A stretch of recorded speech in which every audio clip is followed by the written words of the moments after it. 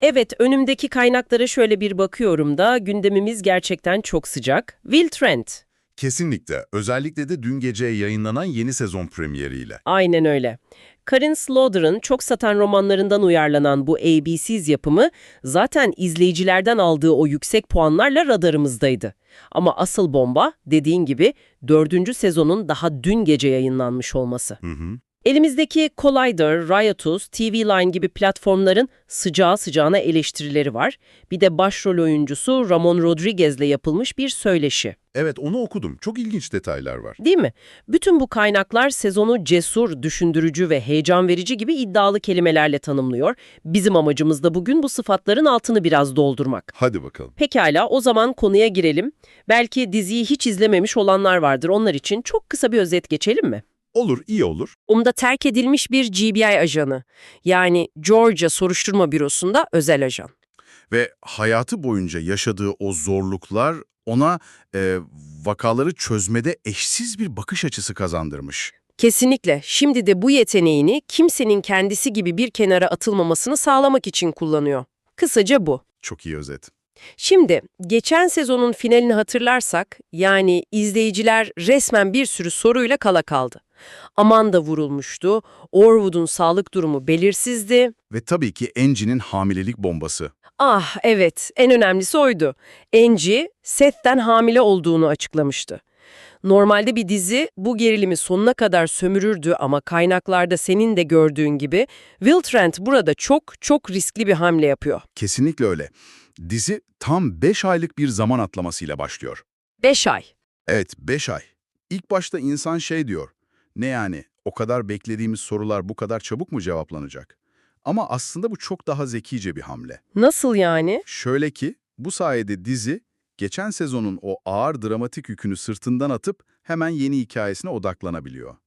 Ama asıl büyüleyici olan ne biliyor musun? Nedir? Bu atlama, geçmişi sildiği anlamına gelmiyor. Eleştirmenlerden birinin kullandığı bir tabir var, acayip hoşuma gitti.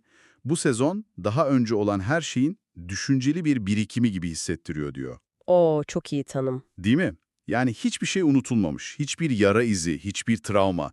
Sadece karakterler o olaylarla 5 aydır yaşıyorlar, biz de onların bu yeni hallerine, bu yeni denge arayışlarına tanık oluyoruz. Bu aslında çok daha gerçekçi bir yaklaşım. Hani hayatta da böyledir ya, travmalar yaşanır, zaman geçer ama etkileri kalır. Aynen öyle. Peki bu 5 ayda karakterler nereye gelmiş? Özellikle de Will. Kaynaklar sezonun merkezinde tamamen onun olduğunu söylüyor. Tam olarak öyle. Willy, geçen sezon yaşadığı o büyük çöküşün ardından kendini toparlamaya çalışırken buluyoruz. Hı hı. Bak bu ilginç bir detay. Margaret Cho'nun canlandırdığı Doktor Roach adında bir terapistle görüşmeye başlamış. Will ve terapi. Bu çok büyük bir adım onun için. Devasa bir adım. Hani Will gibi içine kapanı, kimseye güvenmeyen bir karakter için inanılmaz bir şey. Bir yandan da yeni bulduğu biyolojik babasıyla garip bir ilişki yürütmeye çalışıyor ve belki de en zoru, Angie.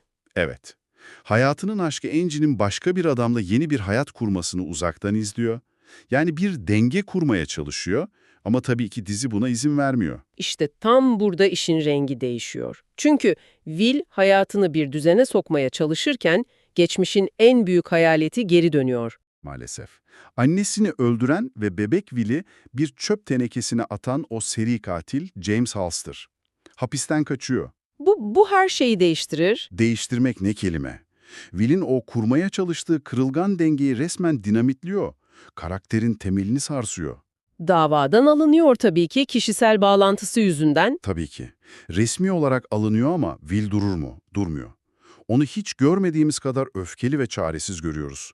Ve burada kaynakların en çok üzerinde durduğu o kilit değişim yaşanıyor. Nedir o? Will Trent, hayatı boyunca körü körüne inandığı adalet sistemine olan inancını kaybetmeye başlıyor.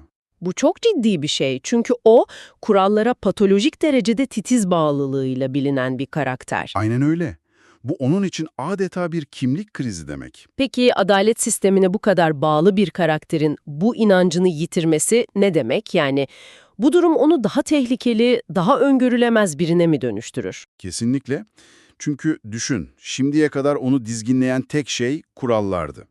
O kaos dolu çocukluğunda ona bir yapı sunan, tutunabildiği tek şey Doğru. O kurallar artık yoksa, Will'in adalet anlayışı kişisel bir kan davasına dönüşebilir. Bu, onu en az Ulster kadar tehlikeli bir yola sokma potansiyeli taşıyor. Sistemin ona ihanet ettiğini hissettiği an, kendi kurallarını yazmaya başlayabilir. İşte sezonun asıl gerilimi de burada yatıyor bence. Bu içsel çatışmayı ekrana taşımakta müthiş bir oyunculuk gerektiriyor tabii. Eleştirmenler Ramon Rodriguez'in performansına övgüler yağdırmış. Hem de nasıl? Özellikle de o sahneler dikkatimi çekti. Will'in kafasında canlandırdığı Ulster ile olan diyalogları. Açıkçası bu bir risk değil mi? Hani bir karakterin kendi zihnindeki kötü adamla konuşması kolayca klişe veya absürt durabilir. Çok iyi bir nokta ama işte burada başarılı olmasının sebebi şu. Ulster sadece bir hayalet değil. O, Will'in bastırdığı en karanlık düşüncelerinin, en şiddetli dürtülerinin sesi. Anladım. Dizi bize Will şimdi öfkeleniyor demek yerine bu öfkeyi Ulster suretinde ete kemiğe büründürüyor. Will'in yapmamalıyım dediği her şey için Ulster kulağına neden olmasın diye fısıldıyor. Çok daha etkili bir anlatım yolu. Çok daha vurucu ve rahatsız edici. Rodriguez de o sahnelerde hani kendi kendine konuşan bir deli gibi görünmek yerine gerçekten içsel bir savaş veren bir adamı canlandırıyor. Bu çok büyük başarı. O anlarda hem kırılganlığı hem de patlamaya hazır öfkeyi aynı anda yüzünde görebiliyorsun. Will'in bu içsel savaşı bir yana, dış dünyadaki ilişkileri de tamamen yeniden şekilleniyor anladığım kadarıyla. Özellikle kaynaklarda dikkatimi çeken bir şey var. Biyolojik babası Sheriff Caleb Broussard ile olan dinamiği. Evet, o konu çok önemli. Bu tipik bir baba-oğul yeniden birleşmesi gibi durmuyor. Sanki iki ayrı gezegen çarpışıyor gibi bir his var. Harika bir benzetme çünkü tam olarak öyle. İkisini de kontrol etmeye alışkın, kendi yöntemleriyle iş gören alfa erkekler. Will, hayatı boyunca otorite figürlerine güvenmemeyi öğrenmiş, Caleb ise bir şerif ve bir baba olarak içgüdüsel bir şekilde korumacı ve kontrolcü. Bu da kaçınılmaz bir sürtüşme yaratıyordur. Hem de nasıl? Kaynaklardan birindeki bir detay çok önemli. Caleb, Will'ı koruduğunu düşünerek onun içgüdülerini hiçe sayıp bir şüpheliyi vurduğunda bu gerilim resmen zirveye çıkıyor. Hatta dizi sorumluları bu çatışmanın sezon içinde fiziksel bir kavgaya bile dönüşebileceğini ima etmişler. Bu çok katmanlı bir durum ama. Yani Will hayatında ilk kez bir babanın korumasıyla karşılaşıyor ama bu koruma aynı zamanda onun özerkliğine bir tehdit. Yıllarca tek başına hayatta kalmış bir adam için bu boğucu olmalı. Tam da öyle. Ve Caleb'ın koruması Will'in zayıf olduğu anlamına gelmiyor. Aksine Caleb Will'in ne kadar yetenekli olduğunu görüyor ama aynı zamanda ne kadar kırılgan olduğunu da hissediyor. Will ise bu korumayı bir tür güvensizlik oyu olarak algılıyor olabilir. Seni seviyorum demenin çok karmaşık bir yolu gibi. Ve potansiyel olarak tehlikeli bir yolu. Bir yanda bu gerilimli baba ilişkisi, diğer yandaysa Angie. Angie. Angie, Seth ile nişanlanıyor, bir aile kuruyor. Bu, Will için sadece eski sevgilisini kaybetmek değil, adeta bir güvenli limanı, hani ne olursa olsun dönebileceği tek yeri kaybetmek anlamına geliyor. Kesinlikle, çünkü aralarında ne yaşanırsa yaşansın bir şekilde hep birbirlerini bulurlardı. Şimdi o kapı tamamen kapanmış gibi görünüyor. Öyle mi gerçekten? Görünüşte evet ama aralarındaki bağ o kadar kolay kopacak türden değil. Kaynaklardaki bir sahne betimlemesi bu durumu çok güzel özetliyor. Angie bir anlık samimiyetle bazen Will'in partneri ve doğacak bebeğinin babası olduğu alternatif bir hayatı hayal ettiğini itiraf ediyor. Vay be. Bu eski sevgili dinamiğinin çok ötesinde bir şey. Onlarınki birlikte büyüdükleri travmalar ve sadece birbirlerinin anlayabildiği acılarla örülmüş kopmaz bir bağ. Angie, Seth'e evet derken bile zihninin ve kalbinin bir köşesinin hala Will'e ait olduğunu biliyor. Bu da durumu herkes için daha trajik ve karmaşık hale getiriyor. Will artık Angie'nin hayatının merkezinde değil, yörüngesinde dönen bir uydu gibi yani. Aynen öyle. Kaynakları okurken beni en çok şaşırtan şeylerden biri de dizinin tonu oldu.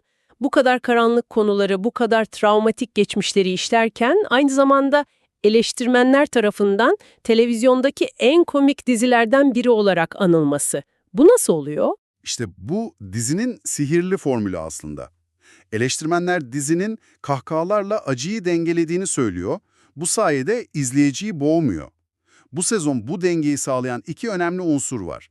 Biri kadroya sürekli olarak katılan Franklin. Evet, harika bir ekleme olmuş. Diğeri de her zamanki gibi Ormwood. Hatta bir eleştirmen ikisi için harika bir tanım kullanmış, en keskin esprilere sahip, oldukça etkili iki tarçınlı rulo. Tarçınlı rulo. Bu benzetme harika. Çünkü gerçekten de öyleler. Dışarıdan sert veya alaycı görünüp aslında yumuşacıklar. Beklenmedik bir şekilde tatlılar. Bu ikili olmasa dizinin ağırlığı çekilmez olabilirdi sanırım. Franklin'in tam zamanlı katılmasıyla GBI ve Atlanta Polis Departmanı arasındaki o yapay ayrım da kalkmış gibi. Artık daha organik bir ekip dinamiği var. Hı hı. Ve bu mizah sadece boş bir güdürü değil, bu karakterlerin başa çıkma mekanizması. Her gün korkunç suçlarla, insan doğasının en karanlık yüzüyle karşılaşıyorlar. Aralarındaki o esprili atışmalar onların bu karanlığın içinde insan kalmalarını sağlayan bir tür zırh. Doğru. İşte dizinin tonu bu yüzden bu kadar başarılı, çünkü hayatın kendisine benziyor. En trajik anların içinde bile bazen absürt, bazen de komik bir şeyler bulabilirsin. Dizi bu gerçeği çok iyi yakalıyor. Dizinin bu kendine has tonundan bahsetmişken, bu beni doğrudan uyarlandığı kitaplara götürüyor. Çünkü kaynakları okuyunca anlıyorsun ki bu ton aslında dizinin en büyük icatlarından biri. Evet, bu her zaman tartışmalı bir konudur. Kitapları okuduysan bilirsin, Karin Slaughter'ın kalemi oldukça serttir. Çok daha karanlık değil mi? Hem de nasıl? Romanlarının tonu çok daha karanlık, şiddeti daha grafik ve karakterleri de genellikle daha az sevilebilir, daha sivri kişiliklerdir. Kitaplardaki Will, televizyondaki kadar garip ama sevimli değil, daha çok sosyal olarak uyumsuz ve yaralı bir adam. Dizi ise ABC gibi ana akım bir kanalda daha geniş bir kitleye ulaşmak için bilinçli olarak daha hafif, daha esprili bir ton benimsemiş. Bu da bizi o klasik adaptasyon tartışmasına getiriyor. Reddit gibi platformlarda gördüğün gibi kitap okurları ve dizi hayranları arasında bir ayrışma var. Kitap hayranları karakterlerin derinliğinin basitleştirildiğinden şikayet ediyor. Evet, davaların çok hızlı çözüldüğünü söylüyorlar. Aynen. Kitaplarda yüzlerce sayfaya yayılan davalar dizide bir iki bölümde çözülüyor. Öte yandan diziyle tanışan izleyiciler de bu tempodan ve daha sempatik karakterlerden memnun. Sence dizi karakterlerin özünü basitleştirme riski alıyor mu? Bence basitleştirmek yerine farklı bir yorum getirmek daha doğru olabilir. Dizi kitapların ruhunu alıyor, travma, adalet arayışı, bulunan aile kavramı gibi, ama bunu televizyon medyasına uygun bir dille anlatıyor. Hı hı. Kitapların o yoğun içsel monologlarını ve yavaş yavaş çözülen gizemlerini 42 dakikalık bir bölüme sığdırmak imkansız. Mizahı arttırarak ve karakterleri daha ulaşılabilir kılarak o karanlık temaları daha geniş bir izleyici kitlesi için sindirilebilir hale getiriyorlar. Yani bu bir ihanet değil, akıllıca bir strateji mi? Sanırım bu senin hangi tarafta olduğuna bağlı. Ama dizinin kendi kimliğini yarattığı ve bu kimliğin çok sevildiği de bir gerçek. Peki, tüm bu parçaları birleştirdiğimizde ne görüyoruz? Will Trent 4. sezonuyla sadece heyecanlı bir seri katil avı vaat etmiyor. Aslında çok daha derin bir şey yapıyor. Kesinlikle. Bir karakterin kimlik krizini, temelden sarsılışını anlatıyor. Will her zaman kanuna olan o sarsılmaz bağlılığıyla tanımlanan bir karakterdi. Onun için kurallar, kaos dolu çocukluğunda tutunabildiği tek sağlam şeydi. Şimdi o temel çatır diyor. Ve bu temel sarsılırken ortaya şu büyük soru çıkıyor. Will Trent nasıl bir adama veya nasıl bir ajana dönüşecek? Hayatını üzerine inşa ettiği sistem ona ihanet ederken o sistemin dışında gerçekten var olabilir mi? Ya da kendine ait yeni bir ahlak kodu mu yaratacak? Belki de çok daha tehlikeli bir ahlak kodu. James Alster'ın peşine düşmesi sadece bir suçluyu yakalamak değil, bu Will'in kendi içindeki canavarla, babasından miras aldığını düşündüğü o karanlıkla yüzleşmesi anlamına geliyor. Sezonun geri kalanında izlemesi en ilginç olacak şey de bu kişisel savaş olacak bence. Bu konuyu bizimle birlikte bu kadar derinlemesine ele aldığın için çok teşekkürler. Gerçekten önümüzdeki haftalarda neler olacağını büyük bir merakla bekleyeceğiz.